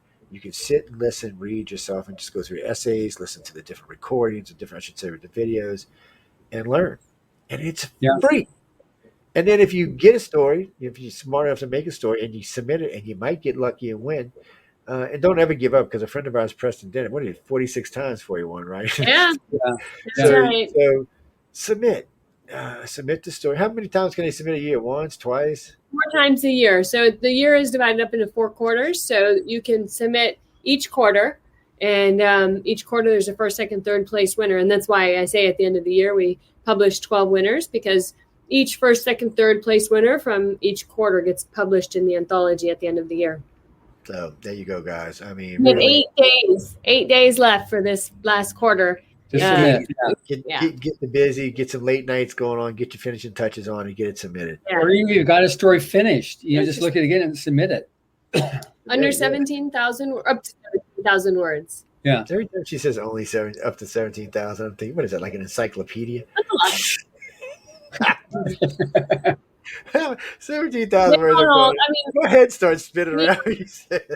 people submit stories at 3,000, 5 to 8,000 is an average. So it's just up to 17,000. Yeah, no, I can understand that because some people could really write. And some people really want to move things around, spread them out. That's my hardest thing that's something that the course has helped me with too. That little stretch of, where you're walking down the street, looking at the dog walking or the sun shining, the grass growing or whatever. That was stuff I used to have issues with because I wasn't sure where to draw it from or how to really get it. That I've actually learned. That's actually helped me out quite a bit. That was stuff that, because that's like the filler in the book of walking down the street, looking at the roses, whatever. You need that in there because it can't all be, action packed or this, that, or the other thing. Mm-hmm. So that was hard on me. I think that was one of the hardest things on me, and this course really helped me with this. Well, guys, no, go take the course. Or you know what? I don't have the chat open in the room, so you'll have to go. You're talking about on stream. I don't have it open. But yeah, you can hit me with Messenger because I got my Messenger open here because I seen that's what Glenn and Jen and all them are doing. No, y'all ain't invited to come out to LA. Sorry. No, stay your butt in Texas where you belong. You got to win the contest if you want to come out to LA. Yep, so submit a story or artwork. Yes, get some artwork in there. That's funny because I know my family alone has quite a few artists in it, and pretty good ones too. And we know quite a few others. We know a couple of good writers here and there. We've had a couple of really good writers on the host on the network. Speaking of that, I heard Jenny said she was putting out a new short story. I have to tell her to submit it. I heard her talking about that. Jenny, if you're listening over there from Chasing Prophecy, you submit that story. You might win. You get a free trip out to LA. You get to hang out, hobnob with the rich and famous. I know, girl. See, one thing too about this contest, there's the 12 winners, but there's also honorable mentions and silver honorable mentions, and editors now, because of the repute of the contest. If you put on your bio or what you're sending for your pitch letters, if you say you're an honorable mention in Writers of the Future, they'll take you out of the slush pile. It's just so well respected now, and it's we have entries from upwards of 175 countries a year, so it's mega. I'm thinking too, on a side note, people, if y'all know somebody over at the Podcast Awards, People's Choice, you better get over there and tell them. If I don't win, I'm going to be whining all year. I'm just telling y'all ahead of time. Oh, man, it's going to be rough on all the listeners. It's, I threatened them all, and I see it made it halfway anyway. You got to threaten your listeners just to get into the Podcast Choice Awards. But People, if y'all know somebody over September 24th, that's when they're going to say who's going to win. So I'm not going to watch because I don't want to watch, but y'all can watch and tell me who won. And then coming up the 22nd when they're going to be all out in LA giving stuff away, and watching say giving stuff away, but taking care of this and having a great gala. So, pay attention. All that's going to be in television. You'll be able to see all of it yourself. What's going to be the easiest way to find y'all when y'all go on TV? On the web, on the internet? WritersOfTheFuture.com. Yeah, there you go. Plug it in, go from there. What do you mean carry it? I'm going to be there. I ain't carrying nut. I'm going to be bugging people for interviews. That's what I'm going to be doing. We're going to love that too. Yes, I'm going to interview everybody and get my fingers on. No, I'll be there for like 5 days. I can get a lot of interviews done. Trust me, people. When I work conferences for like 6-7 days, you'd be surprised how many interviews I get done. They're going to be like half hour, 45 minutes, stuff like that. No, galaxypress.com if you want to buy that. Writersofthefuture.com for that. Yes. Sorry, guys, I should have said that correctly, but somebody just asked me where they're going in that thing. They're usually, I'm pretty sure on the website you can go because I think John shows logged to Galaxy Press. So you just go on our website, scroll down to where you see Writers of the Future and click it. Yeah. To watch the podcast is on writersofthefuture.com. Yeah, you just on writersofthefuture.com has got the podcast there. Yeah, but I also on where I've got your show banner on our main website. I think it goes to Galaxy Press. It goes to either one of them, but I thought it went to Galaxy. I could be wrong. It might have went to Writers of the Future, but I thought it went to Galaxy Press. Yeah. Clara, galaxypress.com. Yes. You know what? In a little while, I'll pull a site up just because y'all irritate me now. I mean, come on now. You can only say it so many damn times. Galaxypress.com. I know all y'all can spell. Thank you very much. I'm looking at your English right now. And these videos that they've got queued up. It also gives the website at the very end of them. Yes, and we're getting ready to play a couple of them and say, "Oh, I'm glad you said that. We got to play a promo. Damn it! No, we can't do that. Yeah, we have to do that in a few minutes."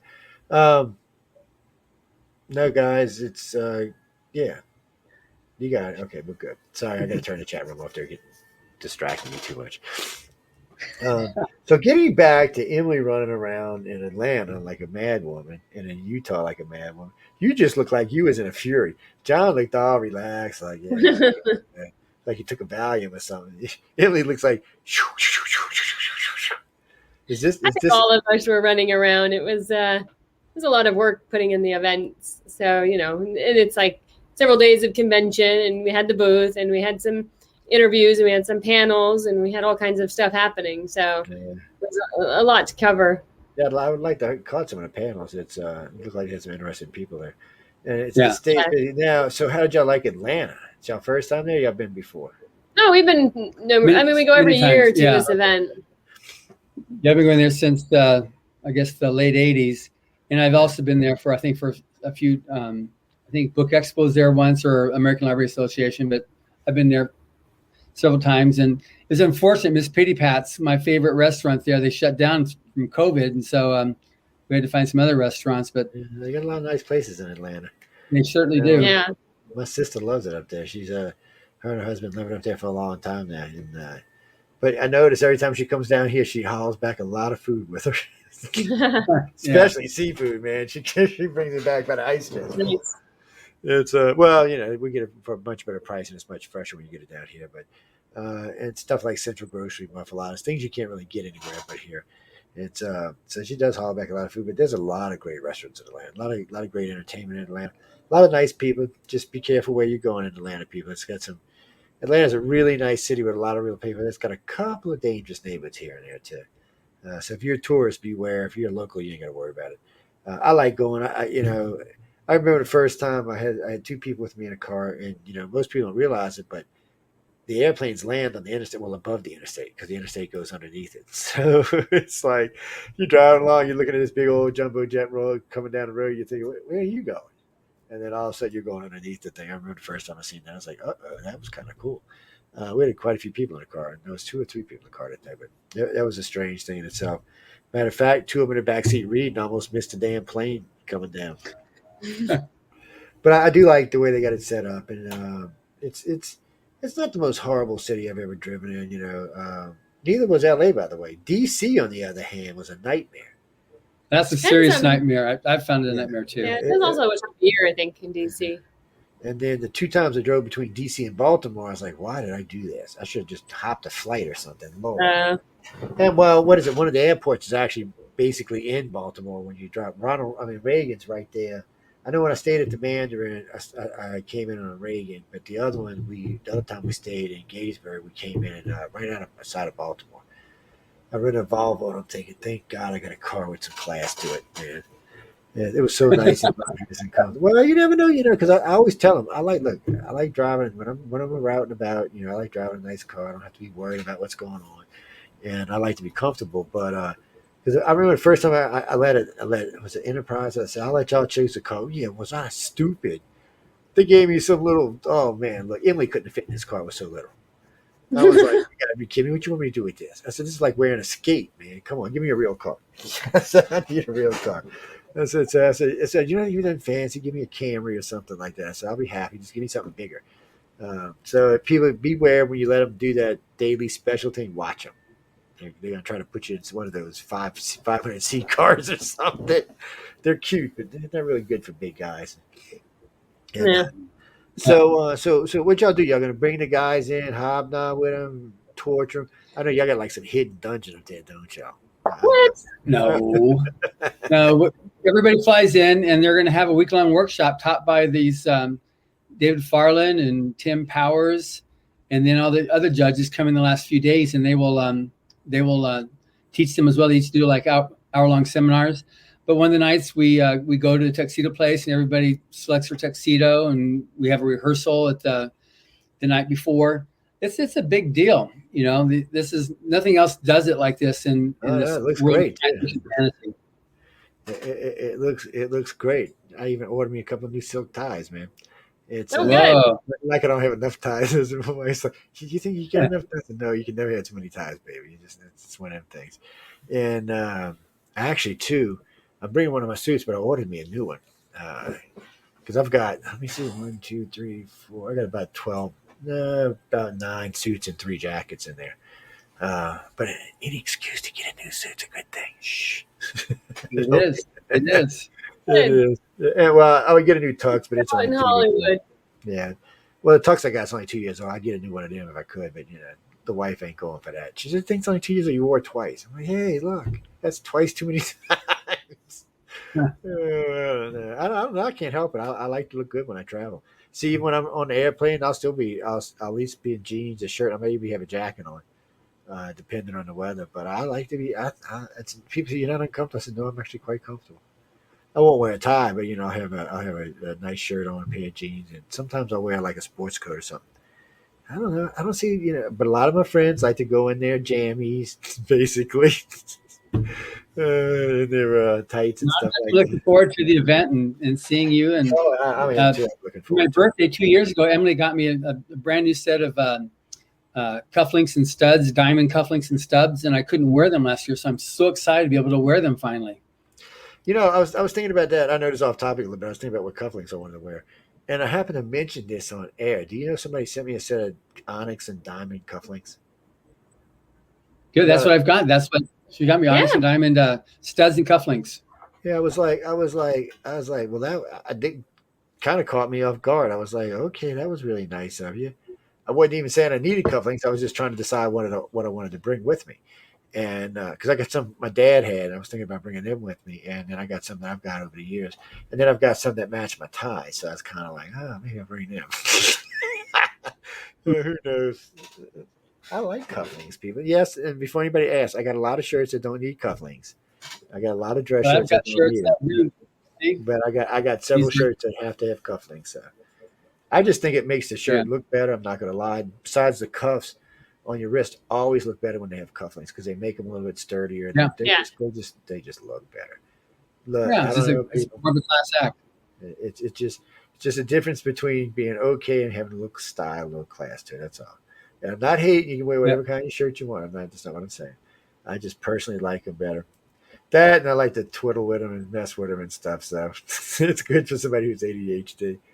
But I was looking. I got some weird. I got some tiger eye ones. This weird black with this weird. It's a weird.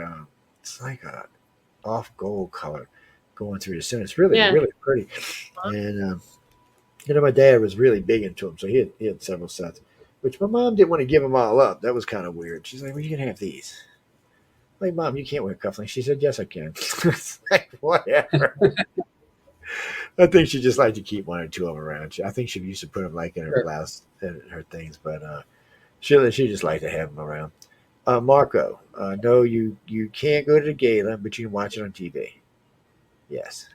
But you can enter a story and win, and then we'll And, fly you out for the gala.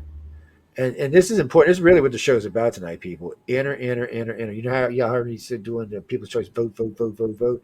Well, this is the same thing. Enter, enter, enter. You got 8 days. 8 days. Now, when we come back on Yeah. Friday, y'all gonna have 6 days, and that's all you're gonna hear all the show. 6 days, 6 days. So you got 8 days. So you don't hear Joe whine all day on Friday. Get a bunch of them in now. I know a lot of y'all are sitting out there in stories, especially people listening to this show.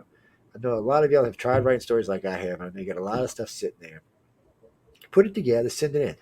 Don't get your even heart set on winning. Just send it in to get used to sending it in. You might get lucky. I'm not Yeah. saying it's not possible. I'm not saying you couldn't win first time, but I'm just saying, do it like this. And this way, you'll get used to sending it in. You'll start writing more. You start writing more. And when you find out that it is being blind judged and nobody is criticizing you, you're just going to get simple, try again. You can try again. There won't be no criticism. And this is something you can do for you closet writers out there. Who you closet writers. Y'all can send stuff in, whether it's a husband or wife, you don't want them to know, your friends, you don't want them to know you're writing. You can send it in, and they're not going to send anything nasty back to you. They're not going to criticize your work. And if you don't feel comfortable and you got a story in front of you, run and go take the course, because you can take the course in a day if you want to. You're just gonna have to bust it. Maybe two, but still, I like to spread things out, but that's just me. But y'all go and take it and really put this story together and get it sent in. But I would. I mean, if you got something just sitting there, just collecting dust, or something you're not sure about, send it in. Marco, they don't send back a critique. No, they don't. That would just You'll upset send back a people. critique when you get into the silver honorable mentions. You'll get a critique there. Yeah. But what happens is people will submit, and then they'll start hitting the honorable mention, and that you'll see people as the winners. They have their little shrine that they make for themselves. They've got these little. You'll get a certificate mailed to you, and they'll put them up there on the wall, and you can see them as they build up their honorable mentions. And like Brandon Sanderson, he's one of the, like I said, he's the second best-selling fantasy author in the world right now. And he received an honorable mention when he was just starting out, and he was ready to quit. He told me, he said, "Look, I was ready to quit trying to be a writer." And that gave him a little vote of confidence that he really could make it. We had another guy too from Africa, Daliso Chipando. He was the runner-up in Britain's Got Talent. He's a comedian. And when he was ready to quit, and he got the honorable mention, and he realized that he really could be a writer, because his family said, "You're a loser if you can become a writer." And then it gave him that vote of confidence, and now he's one of the most popular comedians in UK. So it's something that really does make a difference. Yeah, submit, people. Just submit it. Don't worry about it. Submit it. And if it comes back you didn't win, clean it up, make it better, go through it. So go take the course, see if you can enhance it a little bit, or start from scratch. Idea. Yeah. Yeah, start from scratch. There's no scarcity of ideas. I'll tell you a little secret. It's like Hogwarts. When help is asked for, help is given. So all I can tell you is, if you ask the right people, you'll get the right help. No, I'm not telling you who. Hell no, you figure that out on your own. No. Look, go over to writersfuture.com. Take the course. There is 2 ways that you can talk to people on the site. Okay, 2 different ways. And also more than that, while we're on this, John has a collection of, I think, 142 podcasts there, from winners, from writers to people. So you've got the collection of the site that was put together, which was put together beautifully, and it's a well-done site. It's a very clean, easy-to-use site, by the way, which is very nice. I like functional sites. I hate dysfunctional sites. So it's easy to use. You can go over there. There's lots of stuff. We talked about the essays. We talked about the videos. There's all of that. But there's also, you can chat there with people. You can talk to people like yourself. You can talk to other people. Take advantage of it. Use it. I mean, if you're one of these people who really wants to write, use it.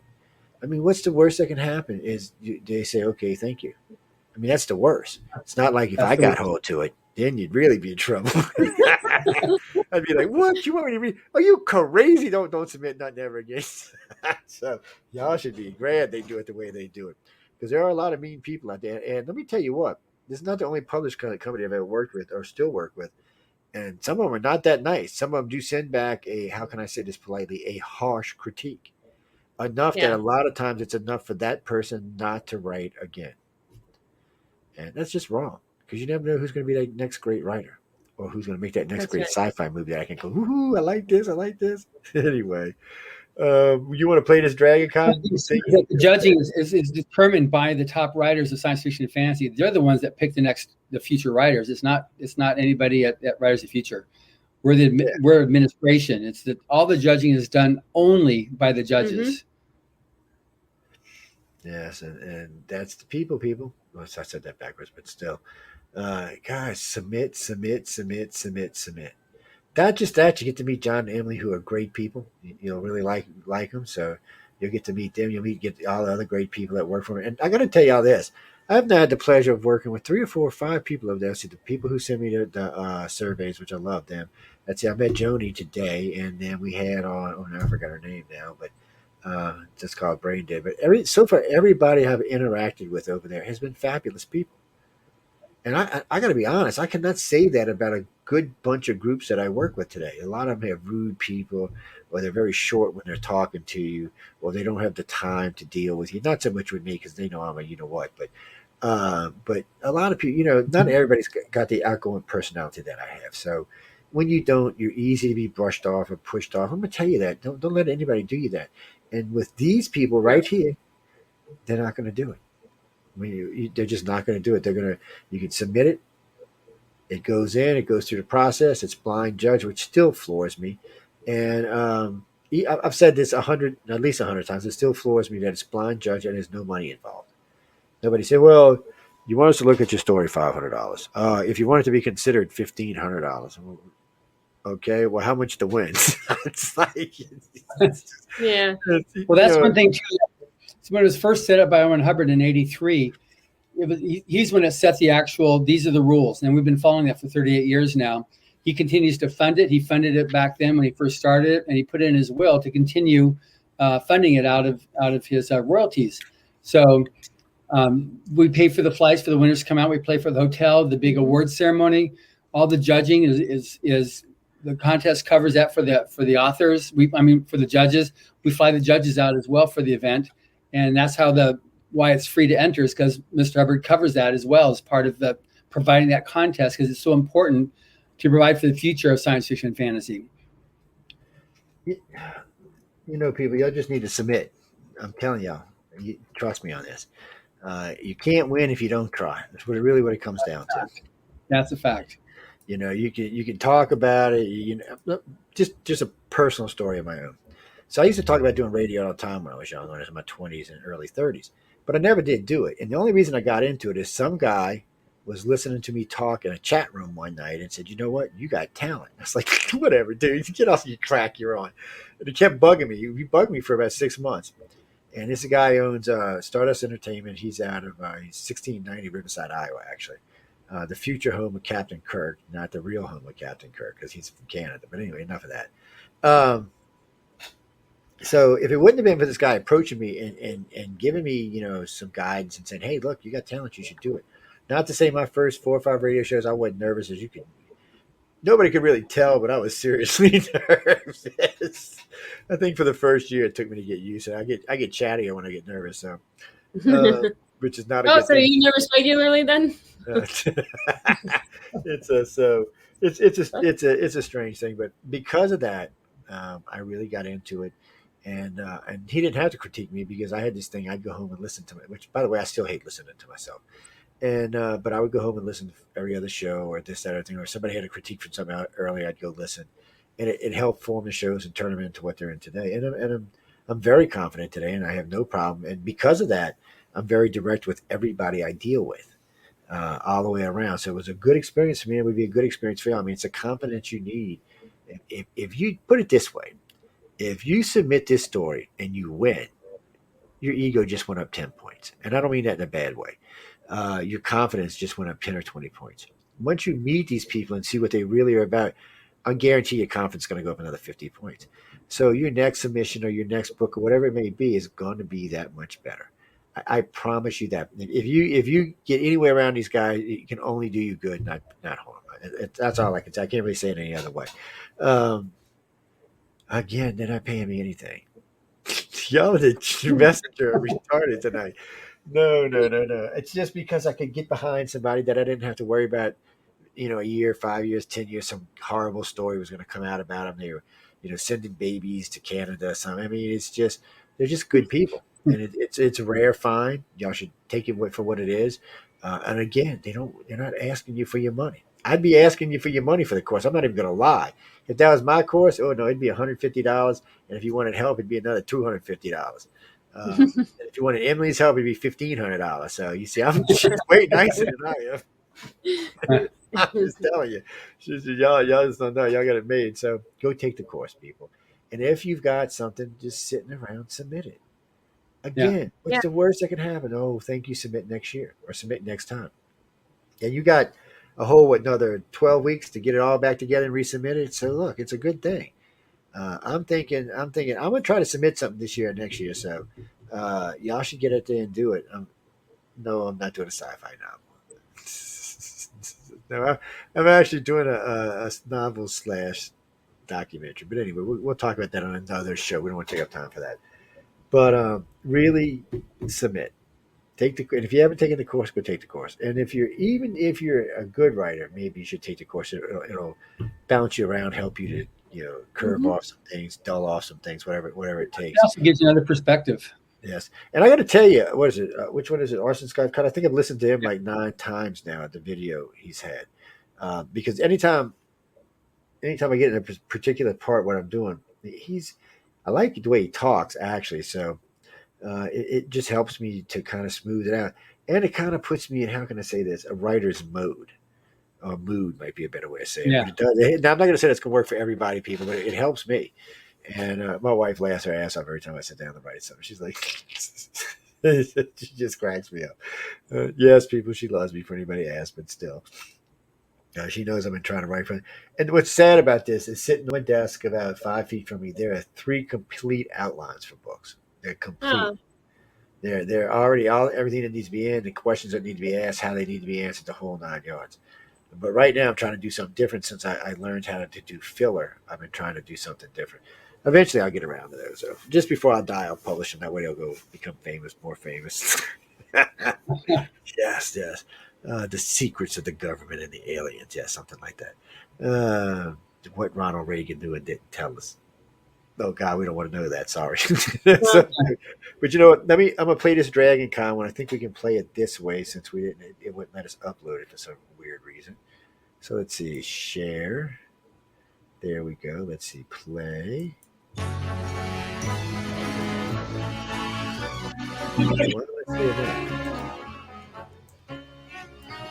Gripping plots where heroes dare make you feel though you were there. Characters jump out from the page. Story from the golden age. Lessons from the planes.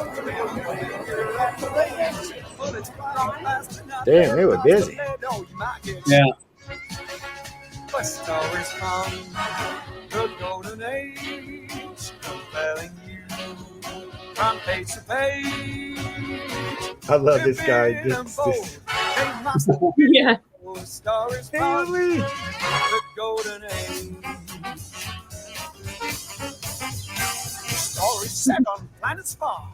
Start your journey to a star. Creative tales of future worlds, shaping what tomorrow holds. Adventures from the 7 seas. To vivid you may feel the breeze. Buccaneers who fight for glory. Ninja Girl. Drawing you into the story. Stories from the golden age.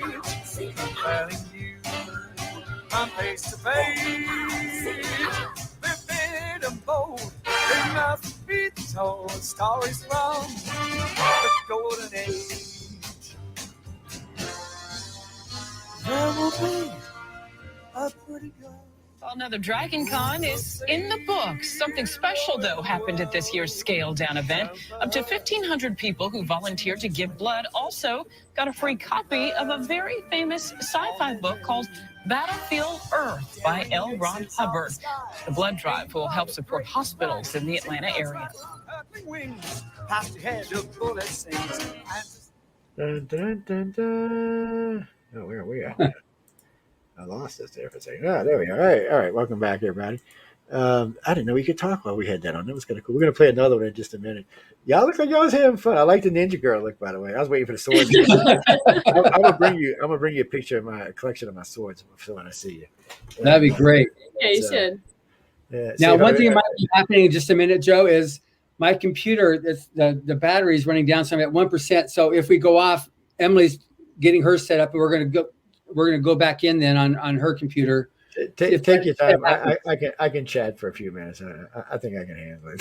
To me, Christopher, you mean the books? No, you mean those? Oh no, buddy, that's a serious collection. They're seriously expensive books. They're not going anywhere. No. Yeah, they'll go somewhere when my kids take them from me. These are actually a lawyer friend of mine gave me a complete set of law books.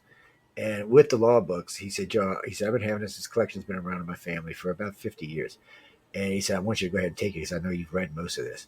And I took them in, I had an action film to find out I read all of it. But all the great Greek tragedies are there. A lot of other stuff is in there. It's a lot of great reading.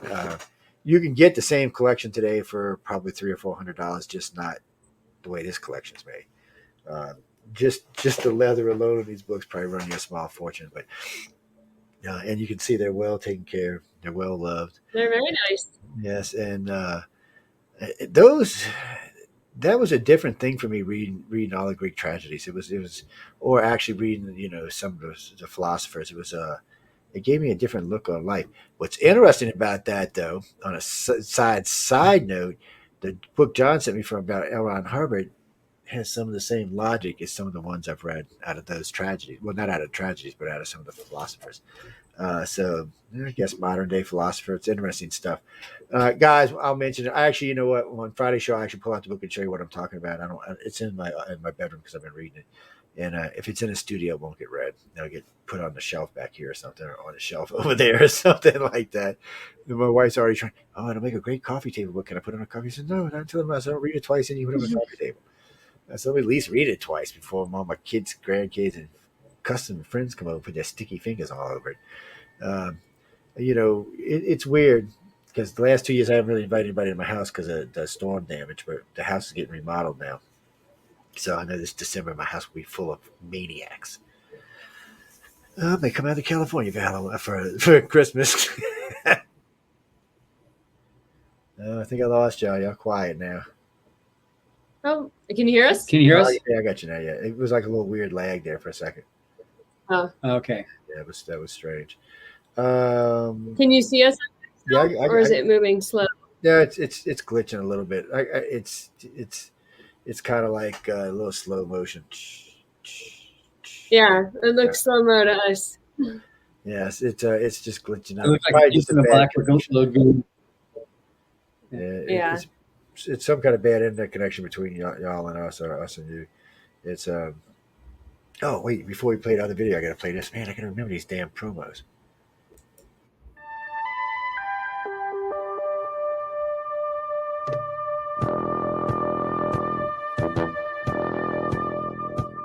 Tune in to UFO Undercover, Wednesdays at 8 p.m. Eastern, with your host, Joe Montaldo, right here on the Paranormal Radio Network.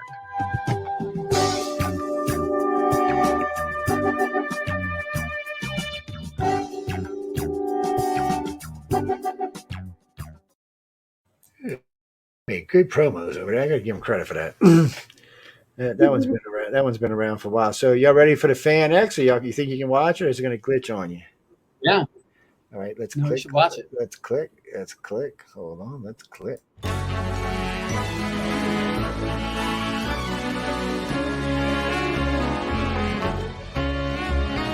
Gripping plots where heroes dare make you feel though you were there. Characters jump out from the page. Stories from the golden age. Westerns from the Texas plains. Surreal, you feel you're at the range. Bullets flying fast and not there to dodge the bed. Oh, you might get shot. But stories from the golden age, compelling you from page to page. Vivid and bold, they must be told. Stories from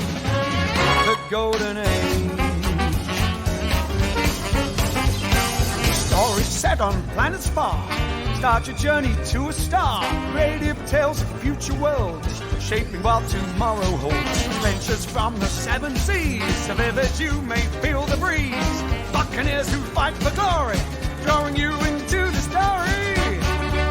For stories from the golden age, compelling you from face to page. Vivid and bold, they must be told. Stories from... Hey, y'all look like y'all was non-stop there too, just rolling along. Huh. Yeah, so it was a definite great event there as well. Just staying busy. Y'all two both just like you just nonstop. Yeah. You know, and I remember a lot of conferences going. It just keeps you nonstop. Oh, we might have lost them for a little while. They were going to have to be fixing their computer up. Well, ladies and gentlemen, I've been talking with Emily and John Goodwin from over at GalaxyPress.com and Writers of the Future. They're great people, man. They really are. They do a lot of good work. And if you are a writer or trying to be a writer or an artist for that matter, these are the people you should get hooked up with. There's no real pressure. You do it, you write it. Everything is anonymously judged, which I love. I love the fact that you can submit stuff to them and you don't have to worry about it, being, picked on or hated on or anything along those lines. We got to wait for their devices to get reconnected. But anyway, what's that, Clara?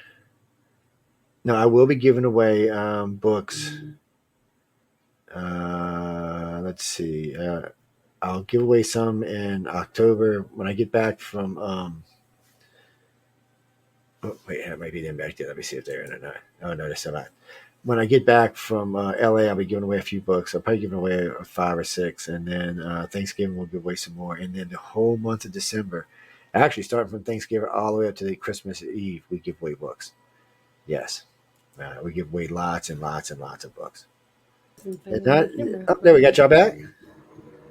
We got you. Talking. I know, but if he goes to cell phone, he's going to see that. Yes, I got y'all. Can y'all hear me? John, Emily. Can you hear me? Yeah, we are. Yeah, there we go. We got you. Okay, I'm not sure if you can hear me or not. All right. Well, I can hear you, but I can see you. You can see it. Yeah, don't worry if your camera's not on. We only got like 7 minutes left anyway. But so which one was Fan X? Oh, we lost y'all again. Damn, I lost him. I wanted to ask what Fan X was. Christopher, what do you mean? Oh no. Actually, no. We try not to take it. We try using. We're just not on that system tonight. But usually we try to use the chat. Shucks. We try to use the YouTube for the chat room, but we're not on UFO Paranormal right now. We're not on United Public right now, so I've been just using the messengers for anybody writing to me anyway. So, John, y'all back? We're here. We're here. Okay, woohoo! We got you back. No, I was just saying we had like 6 minutes. But so which one was Fan X? Now you got to explain which one was Fan X. Was that the one in Utah? Fan X is Utah, and that's an abbreviation for fan experience, and that's how it. I like that. Came to be. So it's Fan X Salt Lake City. Well, hopefully I'll make enough money this year for Ida. I'll come visit y'all with these things when you do them next year.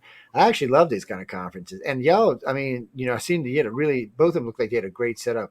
I know the one, when I first seen the one in Atlanta, it looked like y'all was surrounded by books. And they had the back set or the back shelves behind y'all look pretty kind of nice. It's it's a nice thing. You get to talk to all those people. Thank God nothing killed any of y'all. It's such a thing. I mean, I love these experiences. I really do, because people ask me all the time, should I go? And I want to tell them yes. To anything that's fun, I want to tell them yes. And part of me saying, "Oh, don't do that," but I mean, it comes a point where you just have to make it what you're going to do. And unfortunately for me, I just can't stay home. It's just one of those things. So I got to get out. For us, it was great. It was time to get back out again and start living life again and doing that stuff. And so we had 40,000 people in Atlanta and 80,000 people in Salt Lake City. And on Friday when we speak again, we'll talk about the Hollywood Christmas Parade as well, because we're the green room for that, and that's the Sunday after Thanksgiving. And the mayor's really said, we got to do something. We got to start opening up the city. So the Christmas Parade is a really important event. So we're hosting that one too. Yeah. Yeah. Well, it's just time. I mean, everybody I know has been shotted up. I don't give when we do shows. I don't give advice on vaccines because it's just going to start an argument. But Yeah. I mean, but when people ask me, yes, I had the Johnson & Johnson shot, and if they offer a booster, I'll probably get it. My wife had the Pfizer. I think she had the Moderna, but uh, she got her shots, and she'll take a booster if she needs to. The thing of it is I want to be back in everyday population. And I'm a person like today. Just to put this in perspective, today I was in Lowe's 3 times, Home Depot 4 times. I was in 11 different people's house and 2 different doctors' offices. Wow. So, and that's my daily day. Yesterday, I was in 14 different homes. I was in a couple of other places besides that, not including restaurants and things like that. So, I don't want to take the chance that I'm going to get somebody sick because, I'm going from one person's home to the next person's home to the next person's home. Well, if I'm shotted and most of New Orleans now is trying to get shotted up. I can't speak for the whole state, but the city's at least trying to. So it's making it safer for everybody. And Well, in Atlanta, there were 90% of the people there at Dragon Con were vaccinated. yeah, and it should be. And I'm not again, Mark. I'm not going to tell you if you should or should not get a shot. That's not my job. That's your conscience. You got to deal with it. I don't want to get. I've got elderly people in my family. I don't want to bring some home. And matter of fact, I made all them get shots because I don't want to take the chance. Being that if you're going to see me more than once a week, you need it. Matter of fact, my business partner just went and got. He's going to get a second shot this weekend. But if you're going to be around me, you need to have a shot because I can't guarantee that I'm not going to be exposed to somebody. So that's why it's just what it is. But you know what I started doing now when I travel, I take 2 or 3 days off before I go anywhere. Just to make sure I didn't catch anything from anybody because COVID starts about 3 or 4 days. Well, it's just ready being safe because I know I'm gonna be traveling and I don't want to make anybody sick in case I was. And it's easy to be asymptomatic these days. But again, whoever keeps asking me that in the messenger, no, make your own mind up. I told y'all. You asked me what I did. I went and got the shot. I was iffy skiffy about it in the beginning, and I'm still a little iffy skiffy about it. But I went and got the shot. I chose the J&J mainly, to be totally honest, because it was a one-shot deal. I figured I'd never get back for the second shot, so I went for the one-shot deal. So Yeah, we did the same thing. and on a side note, if you want to know the truth, the J&J shot is made from COVID and the flu. It's not like the CRISPR technologies, the RNA technologies. That's a little newer. This is just traditional vaccine. So, no, you're not going to grow a fifth leg or a fifth arm. Other people, I can't swear y'all not going to, but the J&J people are not going to grow any extra parts. I can't swear you Pfizer and Moderna people might not grow a third leg or something, but maybe a hand out of your head or something like that. But no, people, I really don't think these companies want to risk getting a bunch of people sick or dying because then they got to pay for it. So I don't think you got to worry about that. I think there's a lot of research now. Go look at the research and make an informed decision. And if not, deal with the consequences. That's all you can do. I've had COVID, so I'm telling y'all now, you don't want to get it. I got it the January before we knew it was COVID.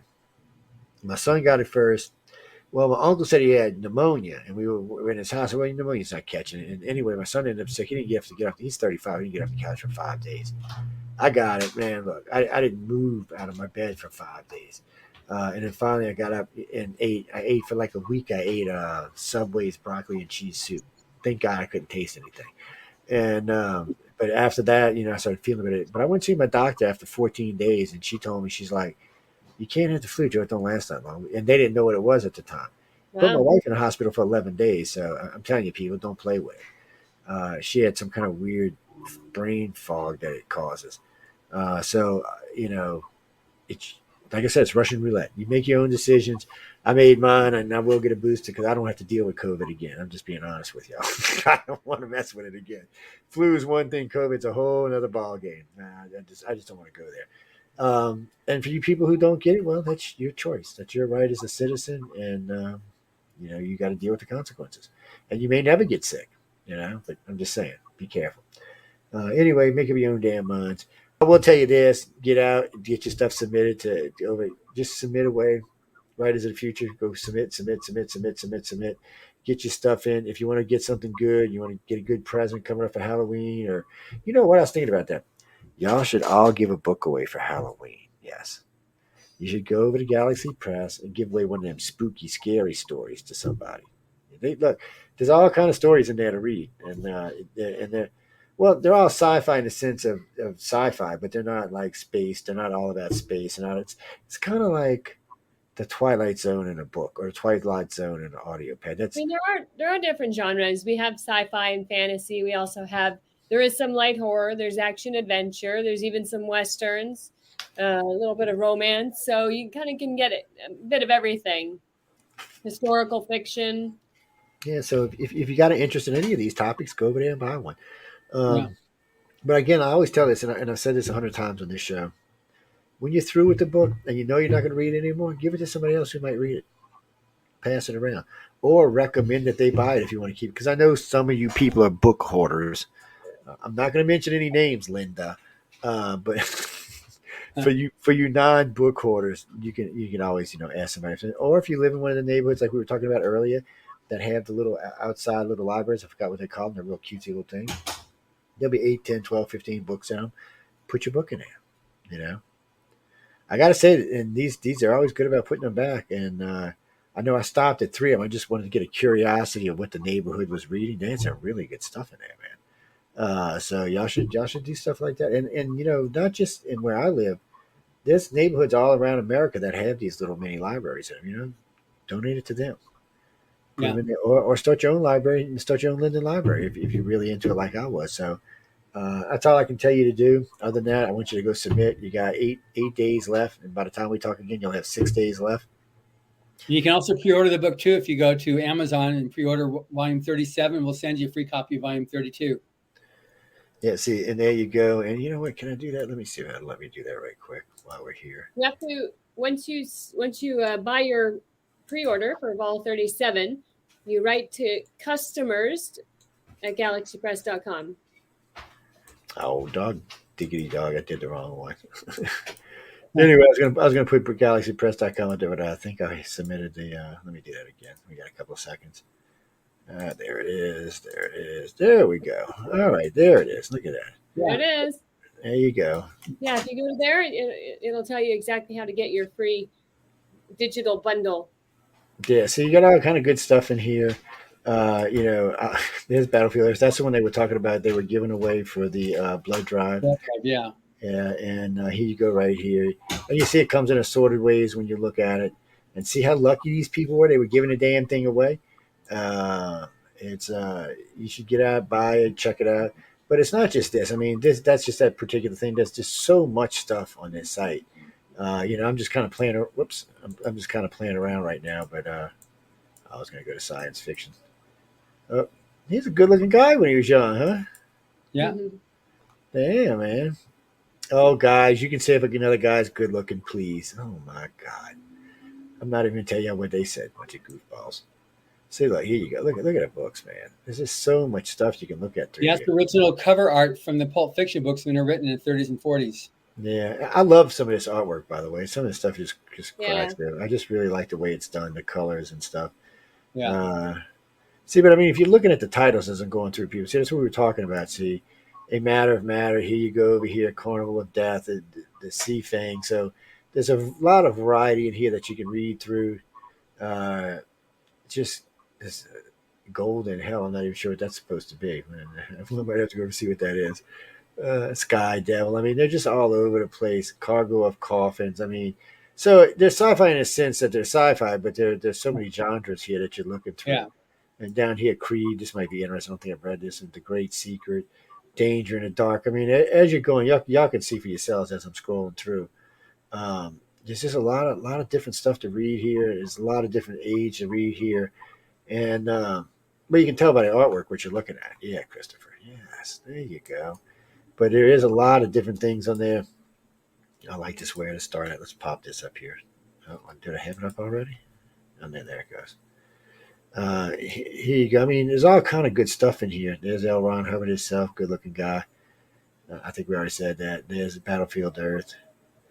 And here you go. L. Ron Hubbard. What you play on a Halloween, Joe? You've got that book in your pad here. It's an amazing story. Oh, I'll have to check that one out. And It's a psychological thriller.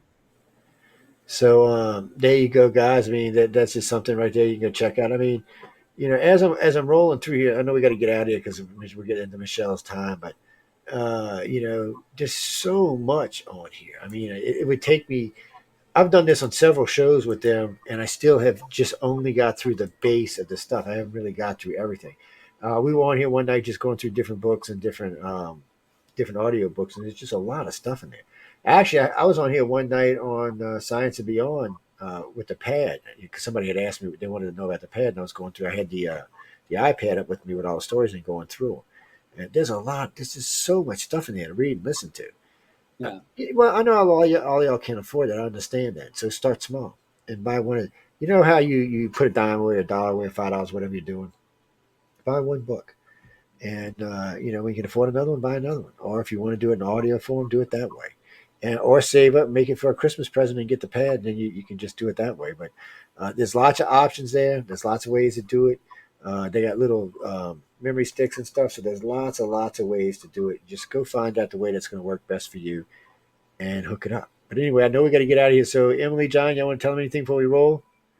It's been great talking to you yet again here, Joe. And just like you've been saying, submit your story to writersofthefuture.com. It really is meant to provide that launching pad for the aspiring writer and for the aspiring artist too. You can submit your 3 pieces of art, and then these are the writers who the judges, the best of the best in science fiction and fantasy, decide who are the best or going to be the best new writers and artists in the future.